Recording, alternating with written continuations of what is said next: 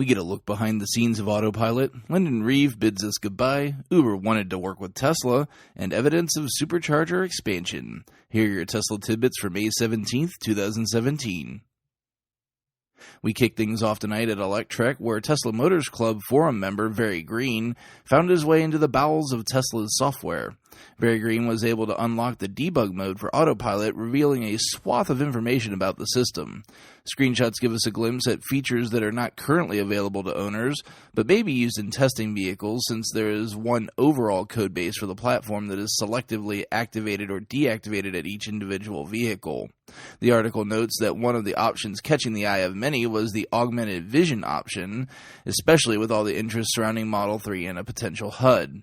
I would remind everyone that the technology powering Autopilot is called Tesla Vision, and so this could have any number of meanings. Very Green snapped a lot of pics and even put out a video driving his Tesla with the mode enabled, which was fascinating to watch. Make sure you check it out. The last story segues very nicely into another Electrek story that gives us a glimpse at what all the cameras sprinkled around a Tesla can see on the new Autopilot hardware. Another Tesla Motors Club forum member, Bjorn B., found his way into a view of the cameras and was able to stitch together several scenes from a drive. Good effort to both of these TMC members. Teslarati tells us that Lyndon Rive, the founder of SolarCity, will be leaving Tesla to focus on his family and future projects. Rive said in an interview that he wanted to put time into growing a new company that could have another impact the way SolarCity has. Quote, "My skill set and what I love doing is starting and running companies. I can hand off the baton to somebody else and give myself the opportunity to do something else that could also have another impact," end quote. Being a relative of Elon, this does come as somewhat of a surprise since there wasn't really a redundancy here. In other instances where SolarCity folks have been ushered out or left, it was due to redundancy. But no matter what, someone will need to head the energy side of Tesla, and the guy that was piloting the company Tesla purchased makes good sense. Lyndon, congratulations and best of luck as you get time off with your family and decide what new path to take. Electrek reports that Uber wanted to work with Tesla on autonomous driving before announcing the Tesla network. Uber CEO Travis Kalanick had approached Elon on working together with autonomous car sharing just days before Tesla announced the network. From an upcoming book, Kalanick said a discussion between himself and Elon went thusly, quote, "I said, look, man, we should partner. Elon spent the rest of the call convincing me that it's too far out and it's not realistic and that I should just stick to what we do best and be focused, or I'm going to F it all up. That's when I knew Tesla was competing," end quote. Lastly, Teslarati tells us that some of the most popular supercharger locations are seeing expansion to their number of stalls. With Tesla announcing earlier this year that they would double the size of the supercharger network before the year ended, we knew most expansion would likely come from new locations, but it seems that they're hopping right on increasing capacity at existing locations too.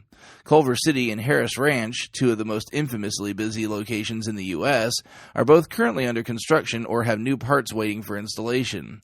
Of course, the new locations are springing up as well.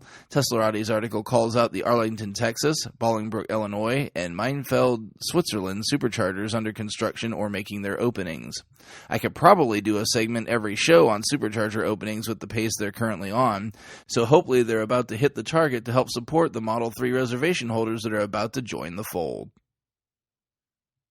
You can find the links to today's full stories in the show description. This show operates on a value-for-value model. If you get some value out of what I do each day, please consider supporting me at patreon.com/Tesla Tidbits.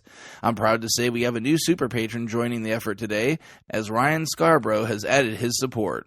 He joins John Waltower, Drew Schuyler, Cookie UK, John Waller, and Mark and Sarah Thomas supporting the show at the $10 plus level. Thanks so much to you all.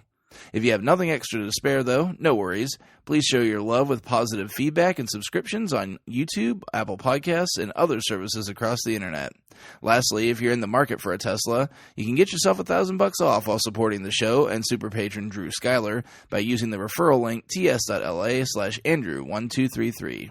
My apologies again, and thanks to everyone for bearing with me for missing last night's show. For those that didn't see my tweet, I'm an IT guy in my normal job that was thankfully unaffected by the recent WannaCry ransomware outbreak, but I did put in a 21-hour day yesterday to help secure my equipment and keep it that way.